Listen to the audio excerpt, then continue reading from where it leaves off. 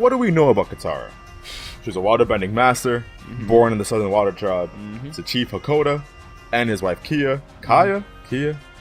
I don't know. Younger sister Sasaka, granddaughter to Kana.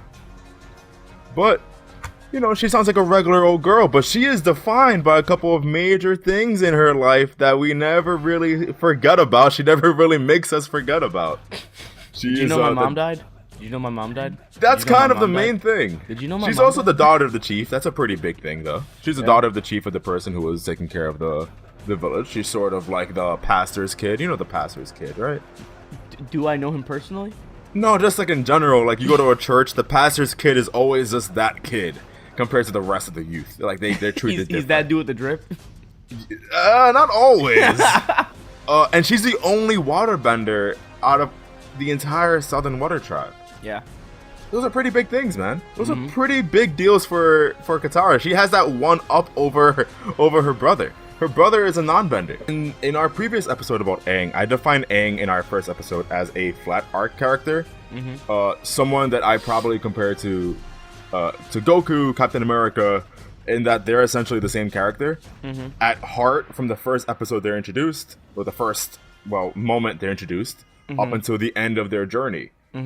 I think Katara is sort of the same. I'm not sure if you agree with me. No. No, you don't. What do you think? I think she's the special thing about Katara, which is why I like Katara more than Aang, is that she's similar to Aang in the fact that they have very much the same end goal, which is saving the fucking world. The thing is, though, and they both sacrifice. They both sacrifice a lot to get there. But I think the sacrifice that Aang gives up is something that he was forced to do, because, you know, from a young age, you're the Avatar. This is what you need to do. With Katara, it was her choice. Everything she's doing right now has always been a choice. At any minute, she can really be like, I'm out. This is not my responsibility. So I think because Katara makes that choice, and she'll struggle with sticking with that choice and making sure she goes along with it, I can't say for sure that makes her a completely flat character. Because she goes from being, I am obligated, which is something that Aang has to do. I am obligated to stay in the village because there's a war going on, and me and Sokka have to protect our family. So that's obligation, and then the obligation goes away because she gets a blessing to go on a journey. And then that's her choice to be like, I'm going to go on this journey and make my own choices. And because of that, I can't really call her flat, because she has a huge change right from the beginning of the story. Those are actions. Those are things that someone actually does, but is that a reflection of their personality? Is that something that changes in her personality? Because from the very first episode, and I quote from the Last Airbender wiki, she's introduced to us as warm, compassionate, and caring personality, and often acted as a motherly figure to the group, which pissed off people like Toph. Toph hated Katara for a very long time in the show. But that was her personality the first episode, book 1, book 2, book 3. She was the exact same person in that regard. Her personality didn't really change much. You only see a change in personality for very specific things, in which another side of her personality came out. But I think those specific things don't make her flat. So, like, I agree with you. She's kind of like the support system of the group throughout the whole story. But those things you said, those small things that she does change, I feel like that doesn't make her flat. Like, she struggles. She struggles with learning how to forgive people, and she has this really strict moral compass of right and wrong and no flexibility to it. And it proves a lot when they're, you know, on their journey to the north. Whenever there's a small distraction and Aang just wants to, you know, be a kid, she's like, no, we gotta go to the North Pole. Stop fucking around. Like, she has a very strict moral compass. I think the whole story is her slowly taking away that strong block of moral obligation, making it a little more flexible, and learning how to forgive people too. She's really stubborn sometimes on how to move on from the past. And I think those are huge changes she has throughout the story, to the end where she realizes she needs to learn how to kind of go with the flow more so than just being the strict motherfucker all the time.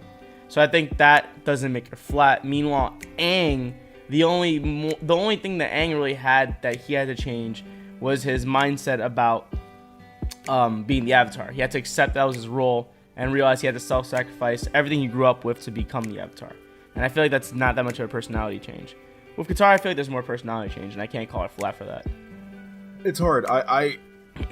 It's hard because I understand where you're coming from, but I still just don't see.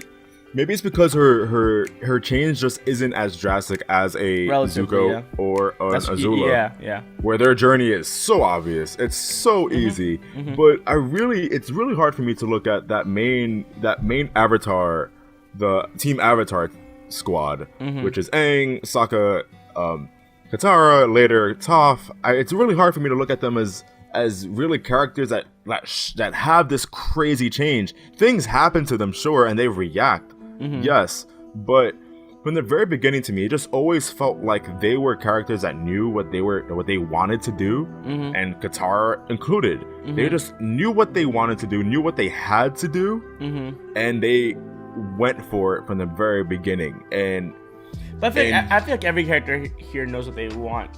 The only difference is those wants and needs change. I think that's the change you're referring to. Like, Zuko always wanted to get the Avatar, and then it changed to, he just wanted to fucking accept himself and love himself at the end of it. I think that what you're pointing out to is that not just they need something, they don't need something that they want from the beginning, it's also they're changing. And the want and need change is not that present Katara compared to them, which I agree with. But I really can't say that she's completely flat, because I feel like if Aang and Katara were completely flat, we would have hated the adventure, because that's 2 or 3 people we mainly saw throughout the whole story. And I feel like having 2 really flat characters is not good for a squad of 3. But imagine like another Goku in the Z squad, for example. But the thing is, every single character in Dragon Ball Z, well, majority of them are also flat characters. All of them. Those aren't. Flat. And the thing is, being a flat character, we've mentioned this. People, they're not. It's not a bad thing. People like to look at the word flat as like the worst thing ever. Like, wow, how are you gonna call my girl that? How are you gonna call my guy that? But it's not a bad thing. It's not. It just means that your character, that this character always knew from the very beginning what needs to be done, what had to be done, and they just are that. And the only thing that I'd argue for Katara, and it's similar to Aang. Aang was a character that was introduced to us as someone, while he knew what to do, he was traumatized by his past. He was very much traumatized, dude. He was getting those flashbacks. Dude is getting those anger tantrums. Like he was traumatized, bro. He was going through it. Yeah, he needed a therapist. Everyone in that group needs a therapist. Everybody in this story needs a therapist. Needs a therapist. I don't actually even Toph. Toph probably. Toph has a lot of suppressed emotion. Yeah, 100%. And Katara does too. And we obviously know that she's traumatized, by the main thing. You know, my mom died? Yeah, her mother died. This is not this is like introduced to us in the very first episode, right? We knew this for a while. We knew that she was Hey, my mom died. By the way, my name is Katara. And even it's so weird to me, because even Sokka didn't even mention it. No, he never does. Much. Yeah, he just. So Katara is the one that was really hurt by it, but we know why, though. We know why it bothers Katara so much. She saw her mom die. That was that's I don't traumatizing as fuck. It's super traumatizing, and it's so interesting because her personality, as I said earlier, is always warm, compassionate, caring, right? That changes always in the show when her mother gets brought up. When her mother gets brought up, that's not the same woman. She turns into someone cold. Which is what I was telling you before. She has a really bad habit of not learning how to forgive and let go. It's really present, and it's terrible. It's like her worst quality. Remember when oh my god, what was it? Aang lied to her about having the map to find their dad. Yes. Oh yeah. She and then off. She was like, "Yo, fuck him, let's go." And Sokka wasn't even saying anything. Sokka was like, "Damn, I'm disappointed. That's kind of messed up." But Katara was the real one. Who was like, "Nah." No, actually, it was the other way around. Sokka actually was really mad. Sokka was really mad, and Katara wasn't as mad. But she still was on the same boat as Sokka of like, we're not gonna forgive him. And she was mad stubborn and even said, "You're on this Avatar journey alone now," and was quick to just jump off. It's like, dog, what? I want to transition though from talking about Katara being flat and a more interesting question that I had when I was writing notes. Is she a good female character? Because majority of the time in animation, especially in anime, female characters are reserved to be helpless, healers, supporters, fucking cooks. They're never somebody who really gets into the conflict and leads. Yeah. I feel like she is an amazing female character because she's able to lead. Her voice is heard. She sometimes is the voice of reason a lot in the group, where it's like, no, we're not doing that. We're doing this instead. She's the reason why they stay on track. She's able to fight too, and she's physically and mentally strong. The things I don't like is that even though Avatar does all that good stuff, they still have that shitty freaking stereotype that she sews, she's emotionally supportive. Like, she has to have a relationship with Aang. Like, those things, those cliches are present still, even though they give her such strong qualities. Which I'm so conflicted of, like, is it a good example of how you should be doing female characters in the setting or not? It's hard for me to answer that because I'm not a woman. I've never been in a position where I was desperately searching for a character who reflected my gender in a really heroic, positive way. We've always had that, me and you, Simon, as men, unfortunately, but women, did they have that a lot growing up? No. Yeah, so the last Airbender came out in 2005, a year where, honestly, the 2000s were very unforgiving for female characters. Very. We're coming, this came out right in between Spider-Man 2 and 3, where Mary Jane was still getting kidnapped, right? And still the damsel in distress. And I mean, majority of the video games that me and you grew up playing, right? Were just featuring a character, a woman was Princess Peach was always captured. Zelda was always captured. If I had to take, me and you were also, at least we were sort of getting blessed a little bit with strong female characters. At least we're starting to see a turn in that. Yeah. We saw the Powerpuff Girls growing up. The Powerpuff Girls, I mean, listen, I love the Powerpuff Girls. I thought they were the best thing ever.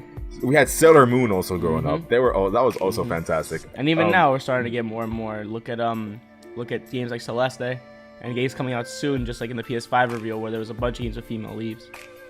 Yeah, and it's really exciting. It's really exciting to see that. And I don't want to say Katara is a trailblazer, but she's definitely someone that, she's definitely one of those characters. I never watched the show growing up, unfortunately, but I can definitely see her having been one of those characters. She was such an important role, and not only that, she was a badass, dude. She was a badass. That's what I'm saying. That's my favorite thing about her. She got shit done. She was a lead. Like, she wasn't just like, oh, I can fight, and maybe I'll do it once or twice. Like, she was like, no, I can fuck shit up too. Yeah. And and there was ever a time where all of Team Avatar, including Toph, after book 2, when they got into a fight, and as soon as I saw Aang, Toph, and Katara pull up, I'm like, yeah, the fight's over. It's over. They're good. If I saw Sokka in there, I'm like, listen, I don't know if we're gonna win this one. Sokka was always the one that I was like, dude, just chill, man. You don't need to be in this. You don't need to be in this fight right now, man. Like, you show your support, man. You can be a Toad in Paper Mario, sitting in the crowd, just yelling, showing your support. But don't get into this fight, man. Let the pros handle this. And we had two female pros in the team. We're not talking about Toph in this episode. We're talking about Katara, but we had two really strong female roles on the team. That were teaching the main character. I'm glad you. It wasn't the other way around. I'm glad you brought up Toph, because the reason why I restrained to say she's the perfect female character is because you look at Toph, and that's really breaking the boundary. Because with Toph, it wasn't like, I'm the healer, I'm the supporter, and I'm just here for, that's the woman who's always in distress. She was completely different. I was like, no, I'm kind of even in a tomboy direction. Like, I straight up am pretty masculine as a female. So that's why I love Toph so much. And I agree with you, like, Katara was a badass, and she freaking point them towards the right direction always. It just sucks because there's always that element of, like, I'm the healer, and, like, I'm here for emotional support. But I guess, like you said, looking back at the time this came out, still very progressive. And my favorite thing about what they did with her was, even though Katara and Aang had a relationship, their relationship never guided their decisions. Which is something so many shows do, and I can't stand it. When love gets in the way of the final goal, it's so fucking forced and stupid.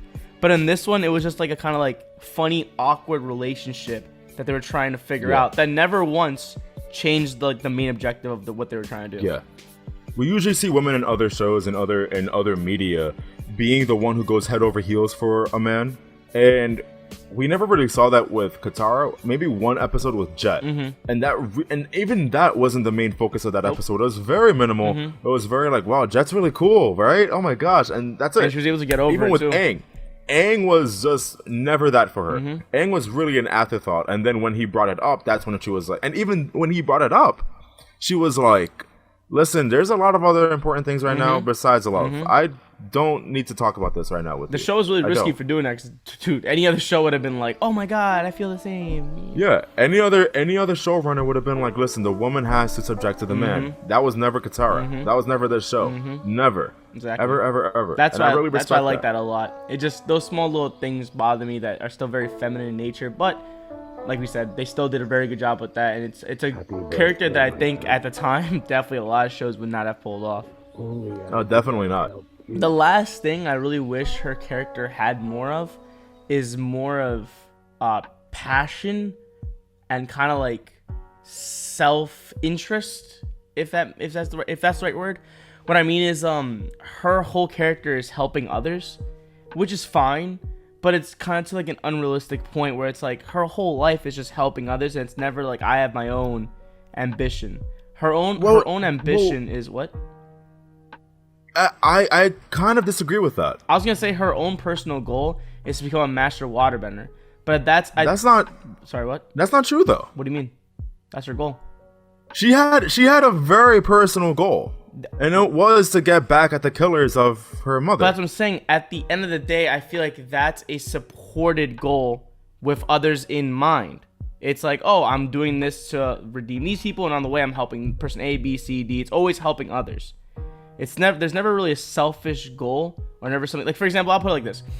Aang had a selfish goal in his mind that he just wanted to be a kid. He really wanted that, but he had to give that up. Yeah. Like, you gotta give that up. You gotta be Avatar, and like, alright, fuck me. Zuko has a selfish goal of, I just want to get my honor back. I want to be loved by my dad. Azula has a goal of becoming Fire Lord. They're selfish, like because every human being is selfish at the end of the day. Yeah. I feel like the unrealistic thing about Katara is there's not one single selfish thing about her. She's one of the most selfless people in the show. It's always thinking about others. You see what I'm saying? Again, I still feel like I don't agree with that. Well, I don't see how her goal is selfish in any way. That goal of getting back to Because that at the involves killer? other people. It's, oh, I'm trying to redeem my family. I'm supporting Well, others. yeah, but so I actually wrote down in my notes that I argued that that's probably the most important episode for her personality. That episode, it was season 3, episode 16, The Southern Raiders. That episode really showed a lot of her inner working when it came to how this issue has impacted her. Every day in her life, she's always compassionate, always caring, always putting others first. You know, when we had we saw her with the painted lady little episode. That was her putting this entire village first and foremost in her thoughts. And she was delaying the whole like save the world plot because she wanted to focus on this village first. It was awesome. It was great, and it really shows how much she's selfish. Selfless. But this was the first episode in which she was completely selfish. She wanted to do this completely by herself. Remember, she was like, I'm doing this. This is my own thing. Even Sokka. You know, like there was no room for Sokka. But the nature of the goal still isn't selfish. Just because she did it alone. So if my end goal is to volunteer and help other people, just because I do it alone does not make it selfish. And just because I shun people to help me does not make it selfish. Because the goal itself is still selfless. That's what I'm saying. Nothing she does is for personal gain. Nothing she's doing is to help her own out personally. Everything she does is to help other people. Circling back to either her family or people she meets on the journey. I mean, I guess, but I still feel like what happened with her mother affected her. Yeah, that's what caused her to be like this. And yeah, but the feelings that she exhibited on that episode, the Southern Raiders, was all of that emotion, inner emotion bottled up, in which there had to have been a part of her in which she had to think that if I kill, I remember that was the whole point of that episode. If I kill the person who killed my mother, I will be free of this pain. That's sort of how I'm approaching this, where she was so blinded by that. She was so blinded by that. Sokka was at a point. Sokka was at a point in his life, man, where he was like, "Listen, she died. There's something we can do about it. Move on from it." Katara wasn't. No, Katara wasn't, and this was definitely a very personal revenge mission for her. Revenge is always personal. When you phrase it as I want to be free of this pain, then yeah, I can see it being more selfish. I always thought her actions were more so selfless in that I need to do this to avenge my family, or I need to do this to protect the world from the Fire Nation. But you see, man, it's hard because you literally have someone whose mother was also dead, Sokka, and he is very much like, he's definitely the kind of guy that I would do this to avenge my family. Katara was doing that. That is pure vengeance. I need to do my personal vengeance. Okay, yeah, I can see it then. Yeah, she definitely does have a selfish element to her. I can see that. Yeah, that was her goal the entire show. And I see where you're coming from though. That like the act in itself, getting justice. Justice in itself, is that selfish? Majority of the time, no. I guess to a certain point though, where it consumes vengeance, you. Yeah, when it's vengeance. Yeah, then it just becomes it becomes personal at that point. Yeah, exactly. When conversation of justice for the Black Lives Matter movement, we always try to approach it in a very logical point, in a logical stance. But if we say let's kill cops, every single cop that did this, then eventually that point it's like you're chasing something internally. Exactly. That's complete vengeance. So that's where I'm sort of coming at. No, I agree with you. I can see that. I still think she's very, very selfless in nature. But it's good to point out that she's not completely selfish. She's human. She does have selfish moments. Yeah. And I would say that the beautiful thing about her relationship with Aang, we saw them get each other's backs at their lowest moments. Yeah. Aang's lowest moment, for I think me and you both agree, is when Appa got lost. Yeah, he was losing his mind. He lost it. Who was there for him? Who calmed him down? She legit held his hand and said, "Yo, chill, stop." Exactly. It was Katara. And then Katara, when she was at this moment where she like was losing it and she wanted to kill, and Katara never killed before. Out of nowhere, she needs to kill. She needs to kill. Yeah, I can heal, but I can also kill. What the worst background image to use right now in this conversation? But who was the only person giving her reason? Aang was like, "Yo, stop. Don't do this." What's also really great because at that point, it's definitely Aang seeing himself in her shoes. It's like, no, come on, you help me. I've been there before, and Katara, you don't want to do this. And he was the only voice of reason. Because Zuko was definitely like, hey, yo, I'm with it. Let's do it. No, let's run her. I'm killing. Katara, you want to kill? I'm killing too. I'm down. He's loading the clip. You're an alibi. I'm the alibi. Are we not gonna kill him? Oh, he was tight. He definitely was like, can we just murder this motherfucker? I want to kill this dude. Like, no, I do agree. Good point. No, but besides that, she's always been the same compassionate queen that she's been since episode 1. Queen. I'm gonna sound a little wild for this one, and I think you will agree with me. But I know whenever I say something at first, you're sort of like, what? She is Luke Skywalker. She's like Yagami, but hear me out. No, I compare her. So I just said earlier that I compare Aang to Goku, Captain America. That's very obvious. Yeah, it's very obvious.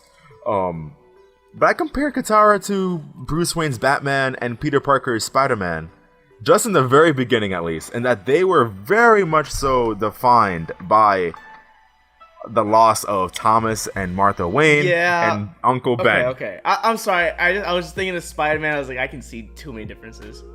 No. That's all I'm comparing. The origin, yeah. The origin story is very similar. They all saw. At least, actually, did Spider-Man see Uncle Ben die? Depending on which Spider-Man you're talking about, comic book, which movie, like which one? Some more Andrew Garfield we're talking about. Because you know this dude has died like 3,000 times now, and each single time's different take. Exactly. But there are some where he was dying in his hand.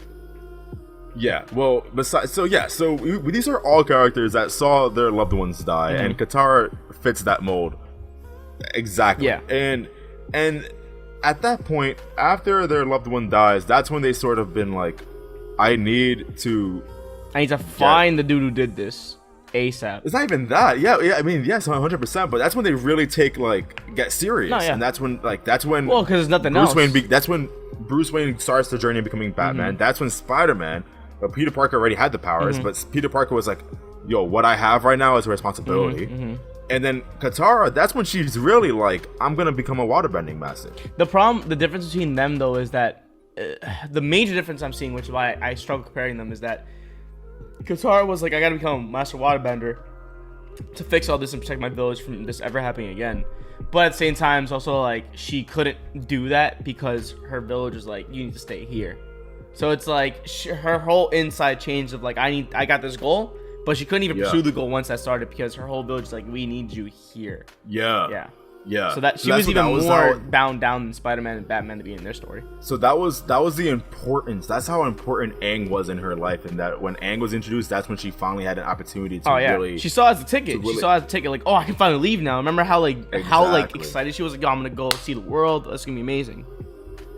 And Sokka was really just like, you ever see? I'm just here. You ever see the picture?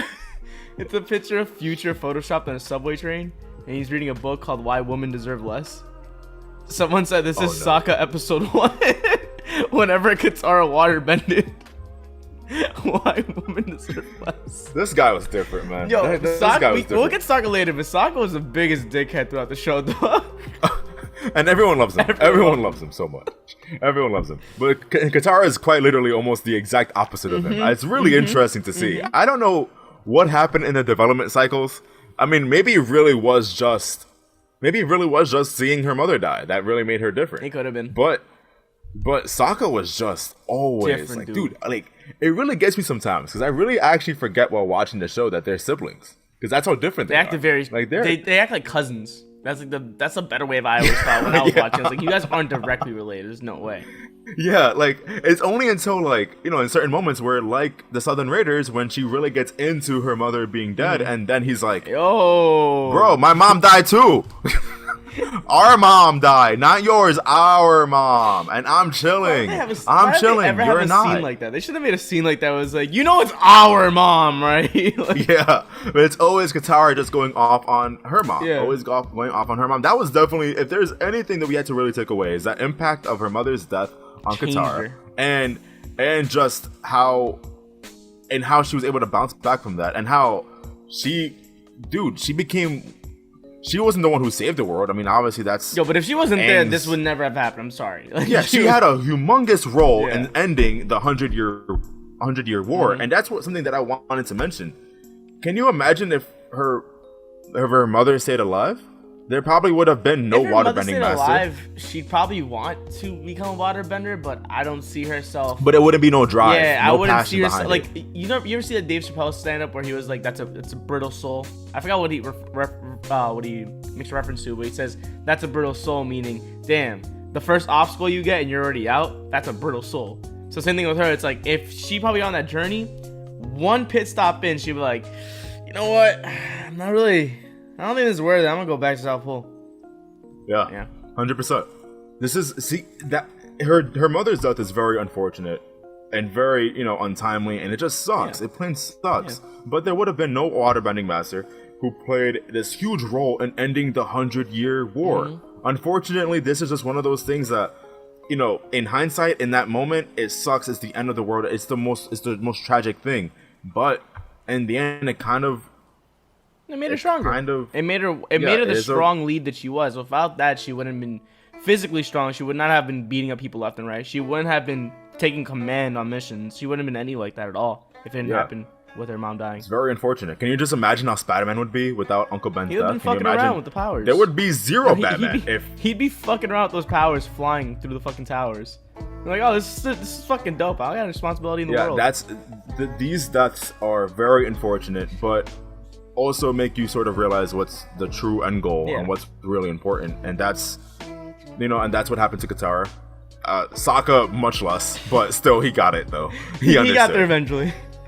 He got it, but still it's really interesting. I love Katara. I do too. Amazing character. I don't know about you, but I actually have her higher than Aang. I just like her character more than Aang, but that's just me. Don't know if you feel the same way. It's hard. I sort of really just put all of Team Avatar like up, like it's like I have no character over any. Just all of y'all are just here. Yeah, the entire squad except Suki, because Suki was just so not there for all of it. Is Suki really Avatar squad? She is. Is she? Is she? Yeah. I You go to the Avatar Squad? wiki. Go to the Avatar wiki. Go to Team Avatar. It says that she's part of the team. Alright, she's part of the team. She just Yeah, but joined. She joined mad really late, though. Yeah, but she had a role. She played a role, and she did do her thing. Just mad late. Mad late, but she did do her thing. She did her thing, and we can't say anything about it. She was part of Team Avatar. They had temporary members throughout the show, and especially in the last book where they were all at the air temple, but they all booked it. They all left. And Suki was still there. So I know. Yeah. The last thing I want to mention for Katara is I just really liked the episode where she was faced with heavy sexism from the Northern Water Tribe. I think that was great writing because this whole time she's, getting excited to become the waterbender. And then when she finally gets there, she's been told, you're a woman, sorry, you can't. The fact that she was able to say, nah, fuck you, and spin it on him and actually become way better of a master than he ever thought, I thought it was great development for her. Yeah, she learned it way faster than Aang. Surprisingly, because Aang, being the Avatar, sort of has his natural knack for learning these airbending. Yeah, she picked it up faster. These bending arts, and she got it. And she was doing laps on students too. Remember the students that were there and they could not compete against her. And that just goes to show you how passionate she was about this, how driven she was. She had no time for games. She was Kobe. She was Kobe Bryant out here. Like, she was really out there in the gym. Mama mindset all the time. Yeah, she was about that. She was waking up at 2 a.m., bro, just doing free throws, water bro. shots. But still, to compare a character to Kobe Bryant, man. No, you're a legend if you created Kobe as a character. That's Katara. Katara is Kobe Bryant. And that's a big thing, man. It's a big deal. Yeah, I like her. Rest in peace to Kobe Bryant. I love her character. It's one of the examples of the characters that make the Avatar what it is. If without the characters, Avatar would not be the show it is at all. 100%. Cool. Anything else you want to say about Katara? No, I'm good. Cool. I'm good. Well, that is the strong female lead that is Katara. Wonderful character who proves to just be more than just a healer and a support system. She's actually a lot more than that, can actually fight. Love her character and love to see it. If you guys like the content you just heard and want to hear more about our takes on the Avatar characters, by all means, please leave a comment, like, subscribe, depending on what platform you're watching or listening to us on. And until next time, we'll catch you guys later. Peace.